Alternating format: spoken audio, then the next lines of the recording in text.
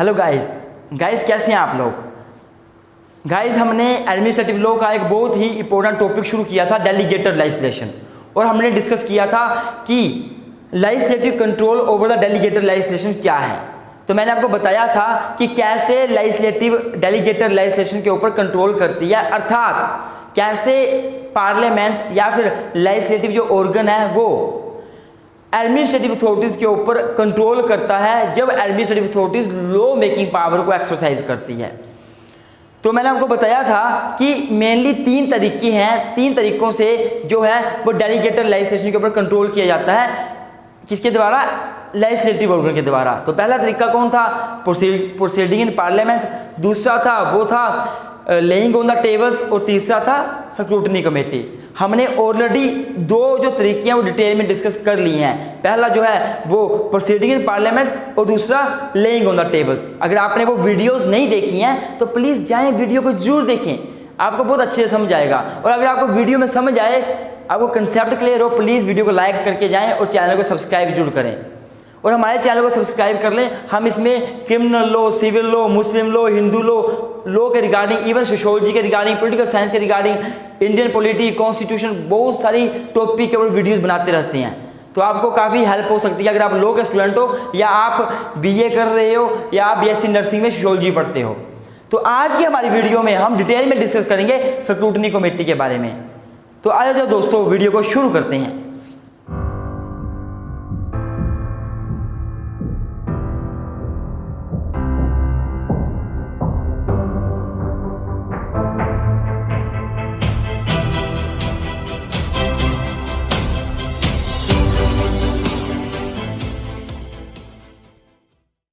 हाँ जी दोस्तों, तो अगर हम लोग बात करें स्क्रूटनी कमेटी की, तो इसके पहले मैं आपको एक छोटी सी बात बताऊंगा कि हमने प्रोसीडिंग इन पार्लियामेंट डिस्कस किया था। उसमें मैंने क्या बताया था, जो प्रोसीडिंग इन पार्लियामेंट का प्रोसेस है, जो भी उसमें आता है, वो एडमिनिस्ट्रेटिव लॉ, जो एडमिनिस्ट्रेटिव अथॉरिटीज़ हैं उनके कानून बनाने से पहले की चीज़ें आती हैं।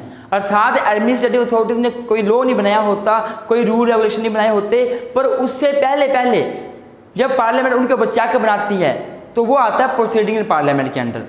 हमने लेइंग ऑफ टेबल पढ़ा। दूसरा लेइंग ऑफ टेबल में मैंने क्या कहा था कि जब एडमिनिस्ट्रेटिव अथॉरिटीज़ रूल रेगुलेशन बना देती है तो उसके बाद का प्रोसेस लेइंग ऑन टेबल में आता है। अर्थात एडमिनिस्ट्रेटिव अथॉरिटीज़ ने रूल रेगुलेशन बना दिए, अब उनकी ड्यूटी बनती है कि उन रूल रेगुलेशन को पार्लियामेंट के सामने पेश करे, पार्लियामेंट के टेबल्स पे रखे, पार्लियामेंट को चेक करवाए, अर्थात लेइंग ऑन द टेबल्स।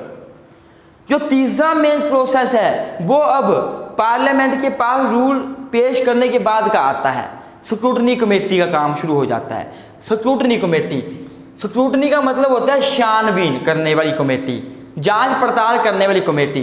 अब जो रूल रेगुलेशन एडमिनिस्ट्रेटिव अथॉरिटीज़ ने बनाए हैं और उन्होंने उन रूल रेगुलेशन को लोकसभा में, राज्यसभा में, पार्लियामेंट में पेश कर दिया, उसके बाद अगर वो वहाँ से पास हो गए, फिर उनकी रूल्स की, उन रेगुलेशन की जांच पड़ताल करवाई जाएगी। जांच पड़ताल कौन करेगी? Scrutiny committee. हमारे इंडियन लॉ में 2 प्रकार की कमेटी हैं। एक जो कमेटी है वो है Lok Sabha committee on the delegated legislation, दूसरी है the Rajya Sabha committee on the delegated legislation.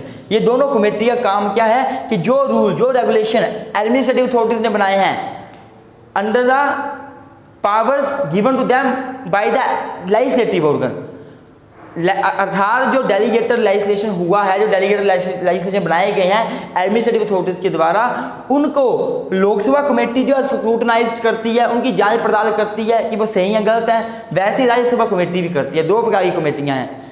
तो अगर मैं सबसे पहले बात करूं Lok Sabha committee on delegated legislation, तो जो Lok Sabha committee on delegated legislation है इसमें 15 मेंबर होते हैं। It shall consist 15 members only, 15 members,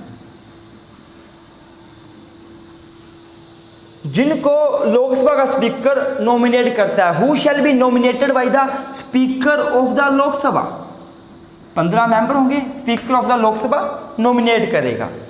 और जो 15 मेंबर हैं वो 1 साल के लिए चुने जाएंगे, only 1 year. They shall be nominated by the Speaker of the Lok Sabha only for the period of 1 year. और इन 15 मेंबर में से, इन 15 व्यक्तियों में से एक व्यक्ति को चेयरमैन चुन लिया जाएगा, एक व्यक्ति को चेयरमैन चुन लिया जाएगा और चेयरमैन भी केवल 1 साल के लिए ही चुना जाएगा। अर्थात 15 मेंबर होंगे, 15 मेंबर में एक चेयरमैन चुना जाएगा। इसका मतलब हुआ 14 + 1, 14 मेंबर एक चेयरमैन। अब जो 15 मेंबर हैं वो केवल 1 साल के लिए चुने जाएंगे। कौन चुनेगा? स्पीकर ऑफ द लोकसभा चुनेगा। और जो 15 मेंबर हैं उसमें केवल ऐसा नहीं होगा कि एक ही दल के लोग होंगे, एक ही पार्टी के लोग होंगे, ऐसा नहीं होगा। ऐसा नहीं होगा कि इसमें सिर्फ बीजेपी के लोग होंगे या सिर्फ कांग्रेस के होंगे। इसमें लोकसभा के मेंबर आएंगे, जो लोग लोकसभा पहुंचे हैं वो सारे इसमें आएंगे 15 मेंबर। अर्थात बोलने का मतलब है कि इन 15 मेंबर में बीजेपी के भी होंगे, कांग्रेस के भी होंगे, बसपा के भी होंगे, सपा के भी होंगे, सारे लोग इसमें आएंगे। पर आएंगे कैसे? It represent all the political parties. जो ये कमेटी है, Lok Sabha committee on delegated legislation, the committee will represent all the political parties in the house in proportion to their respective strength. जो उनकी हाउस में स्ट्रेंथ है उस हिसाब से उनको चुना जाएगा 15 मेंबर में से। बीजेपी के 3 आ गए, उनकी ज़्यादा स्ट्रेंथ है, कांग्रेस की कम है 2 आ गए, ऐसे करके चुने जाएंगे। बसपा की कम है तो और कम आ जाएंगे, ऐसे करके चुने जाएंगे। जो ये मेंबर हैं, जो मिनिस्टर होंगे, मिनिस्टर जो लोकसभा में मिनिस्टर बनते हैं, मिनिस्टर कम लोग बनते हैं। ओनली 53% लोगों को प्राइम मिनिस्टर बनाता है। जो मिनिस्टर होंगे वो इस कमेटी के मेंबर नहीं बन सकते। Minister can not become the member of this committee. अगर वो बनते हैं तो उनको मिनिस्टर के पद से इस्तीफा देना पड़ेगा। और अगर मैं कोरम की बात करूं, कोरम की, इस कमेटी के कोरम की, अर्थात अगर ये कमेटी कोई भी एडमिनिस्ट्रेटिव अथॉरिटीज के द्वारा बनाया गया रूल रेगुलेशन स्क्रूटनाइज करती है तो इस कमेटी में कम से कम कितने लोग बैठे होने चाहिए? तो कोरम रहेगा 1/3, कोरम रहेगा 1/3, अर्थात 5, 15/3 कितने हुए? 5 लोग कम से कम कमेटी में बैठे होने चाहिए, तो भी वो स्क्रूटनाइज कर सकते हैं डेलीगेटेड लेजिस्लेशन को और चेक कर सकते हैं कि वो सही है गलत है, रूल सही है रूल गलत है। अब अगर मैं बात करूं दूसरी कमेटी की, राज्यसभा कमेटी की, तो इसमें भी 15 मेंबर होंगे। It shall also be consist 15 member, it shall consist 15 member, 15 member इसमें होंगे। उन 15 मेंबर में से एक को चेयरमैन बना दिया जाएगा, चेयरपर्सन बना दिया जाएगा। कौन बनाएगा? राज्यसभा का चेयरमैन ही बनाएगा, अर्थात वाइस प्रेसिडेंट। पर ये जो मेंबर हैं इनका जो टाइम पीरियड है वो 1 साल का नहीं है। जब इनको एक कमेटी बना दी गई, मेंबर चुन लिए गए, तो जब तक नई कमेटी ना इस्टेब्लिश हो जाए, नई कमेटी ना बन जाए, तब तक यही लोग रहेंगे, 15 लोग काम करते रहेंगे, जब तक कि नया अपॉइंट ना कर लिया जाए मेंबर को। जब नए मेंबर अपॉइंट हो जाएंगे तो पुराने हट जाएंगे, जब तक नए अपॉइंट नहीं होते हैं तब तक ये काम करते रहेंगे। और अगर मैं इसकी बात करूँ राज्यसभा कमेटी की, तो इस कमेटी में जो मिनिस्टर्स हैं वो भी मेंबर बन सकते हैं। मिनिस्टर जो थे वो लोकसभा कमेटी के मेंबर नहीं बन सकते थे, उनको प्रोहिबिट किया गया था। बट राज्यसभा कमेटी के मेंबर मिनिस्टर भी बन सकते हैं और मिनिस्टर भी काम कर सकते हैं और वो भी इसके मेंबर बन सकते हैं, उनके ऊपर कोई बार नहीं है। अर्थात the minister is not prohibited from becoming the member of Rajya Sabha committee. अब हम डिस्कस करेंगे इनके फंक्शन के बारे में कि स्क्रूटनी कमेटी के फंक्शन क्या है, अब ये डिस्कस कर लेते हैं। हाँ दोस्तों अब हम डिस्कस करेंगे कि फंक्शन क्या है स्क्रूटनी कमेटी के। अर्थात जो स्क्रूटनी कमेटी है, राज्यसभा कमेटी है, लोकसभा की कमेटी है ओवर द डेलीगेटेड लेजिस्लेशन, तो उसके फंक्शन क्या हैं। तो अगर मैं फंक्शन की बात करूं तो सबसे पहला जो फंक्शन है वो ये है कि जो एडमिनिस्ट्रेटिव अथॉरिटीज़ ने रूल रेगुलेशन बनाए हैं उनको देखना कि कहीं वो कॉन्स्टिट्यूशन के जनरल प्रोविजन के अगेंस्ट तो नहीं है रूल रेगुलेशन। जो भी एडमिनिस्ट्रेटिव अथॉरिटीज रूल रेगुलेशन बना रही है तो स्क्रूटनी कमेटी की ये ड्यूटी बन जाती है, ये फंक्शन है उसका कि वो देखे कहीं वो जो कॉन्स्टिट्यूशन का जनरल प्रोविज़न है अर्थात फंडामेंटल राइट्स हैं कहीं उनके अगेंस्ट तो नहीं रूल रेगुलेशन बना दी है एडमिनिस्ट्रेटिव अथॉरिटीज़ ने, ये चेक करना। दूसरा जो स्क्रूटनी कमेटी है उसका ये काम है, ये फंक्शन है कि वो देखती है कि एडमिनिस्ट्रेटिव अथॉरिटीज़ को रूल रेगुलेशन बनाने की पावर दी गई थी पेरेंट एक्ट के द्वारा। पेरेंट एक्ट ने पावर दी थी जैसे for example income tax act है, वो पेरेंट एक्ट है, उसके अंडर पावर दे रखी है एडमिनिस्ट्रेटिव अथॉरिटीज़ को रूल रेगुलेशन बनाने की। जैसे essential commodities act parent act है, उसके अंडर पावर दे रखी है इनको रूल रेगुलेशन बनाने की एडमिनिस्ट्रेटिव अथॉरिटीज़ को, अर्थात डेलीगेटेड लेजिस्लेशन हुआ है। तो जो स्क्रूटनी कमेटी है वो ये देखती है कि जो पावर दी हुई है एडमिनिस्ट्रेटिव अथॉरिटी को रूल रेगुलेशन बनाने की, कहीं वो उस पावर के बियॉन्ड जाके तो नहीं रूल रेगुलेशन बना रहे, उस पावर से बाहर जाके तो नहीं रूल रेगुलेशन बना रहे। ये भी स्क्रूटनी कमेटी देखेगी।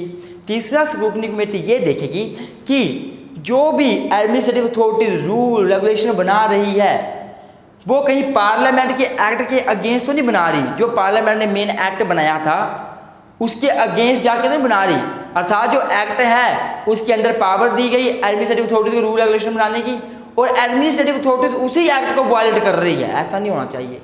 तो 3 तो फंक्शन हो गए, एक बार डिस्कस कर लो, पढ़ लो। सबसे पहला फंक्शन है कि to see whether the order rule regulation is in accordance with the general provision of the constitution. सबसे पहले स्क्रूटनी कमेटी देखेगी कि जो भी rule regulation order administrative authorities ने बनाए हैं कि क्या वो जनरल प्रोविजन जो कॉन्स्टिट्यूशन के है उसके अकॉर्डेंस है, उसके अकॉर्डिंगली हैं, उसके अनुसार हैं, कहीं अगेंस्ट तो नहीं। अगर अगेंस्ट होंगे तो उनको वो खारिज कर सकती है। दूसरा, to see whether the rules is accordance with the act of parliament, जो पार्लियामेंट ने एक्ट बनाया था क्या जो रूल है वो उसके अकॉर्डेंस है, उसके अकॉर्डिंगली है, अर्थात एक्ट को देखते हुए रूल बनाए गए हैं। कहीं ऐसा तो नहीं रूल अलग चले हुए हैं, एक्ट अलग चला हुआ है। For example income tax act बना हुआ है तो उसके प्रोविजन अलग बात कर रहे हैं, जो रूल बना दिए वो अलग बात कर रहे हैं, ऐसा नहीं होना चाहिए। तीसरा point, to see that rule should not be made beyond the law making power of the administrative authorities. जो रूल एडमिनिस्ट्रेटिव अथॉरिटीज बना रही है तो जाहिर सी बात है वो under the concept of delegated legislation बना रही है, उनको पावर दिया है अपना लेजिस्लेटिव ऑर्गन ने थ्रू पेरेंट एक्ट। एक पेरेंट एक्ट बना, उसके जरिए पावर दे दी गई एडमिनिस्ट्रेटिव अथॉरिटीज़ को रूल बनाने की, रेगुलेशन बनाने की। तो ऐसा तो नहीं है कि जो रूल रेगुलेशन बनाए जा रहे हैं एडमिनिस्ट्रेटिव अथॉरिटीज़ के द्वारा वो पेरेंट एक्ट के बाहर जाके बना रही है। To see that rule should not be made beyond the law making power of administrative authorities. जो लॉ मेकिंग पावर दी गई थी एडमिनिस्ट्रेटिव अथॉरिटीज़ की पेरेंट एक्ट के द्वारा, उसके बाहर जाके रूल रेगुलेशन नहीं बनाए जा सकते। अगर बनाते हैं तो वो वैलिड नहीं होंगे, उनको स्क्रूटनी कमेटी कैंसिल कर देगी। तो वही तो छानबीन कर रही है स्क्रूटनी कमेटी, देख रही है कि रूल रेगुलेशन जो है लॉ के अकॉर्डिंग है नहीं है, पेरेंट एक्ट के अकॉर्डिंग है नहीं है, कॉन्स्टिट्यूशन के अकॉर्डिंग है नहीं है, पार्लियामेंट के एक्ट के अकॉर्डिंग है या नहीं है, सब कुछ देख रही है। चौथा पॉइंट क्या है, to see whether delegated provision contain the power of imposition of tax, अर्थात जो स्क्रूटनी कमेटी है वो ये भी देखती है कि जो पावर दी गई है डेलीगेटेड लेजिस्लेशन हुआ है क्या वो इम्पोजिशन ऑफ टैक्स से डील करता है, अर्थात क्या एडमिनिस्ट्रेटिव अथॉरिटीज को पावर दी गई है किसी एक्ट के द्वारा कि वो टैक्स इम्पोज कर सकें, वो इम्पोजिशन ऑफ टैक्स भी कर सकें। अगर मान लो किसी एडमिनिस्ट्रेटिव अथॉरिटीज़ ने कोई टैक्स इम्पोज करने का रूल बना दिया, रेगुलेशन बना दिया, तो वो चेक करेंगे स्क्रूटनी कमेटी क्या इम्पोजिशन ऑफ टैक्स की पावर दी गई है एडमिनिस्ट्रेटिव अथॉरिटीज़ को। तो ये तो हो गए 4 पॉइंट जो हमें डिस्कस करें। इसके अलावा एक और 5वां पॉइंट है, वो है all the parent act must mandate the laying of the rules before parliament as soon as possible. इसमें यह बोल दिया स्क्रूटनी कमेटी ने कि अगर बाई चांस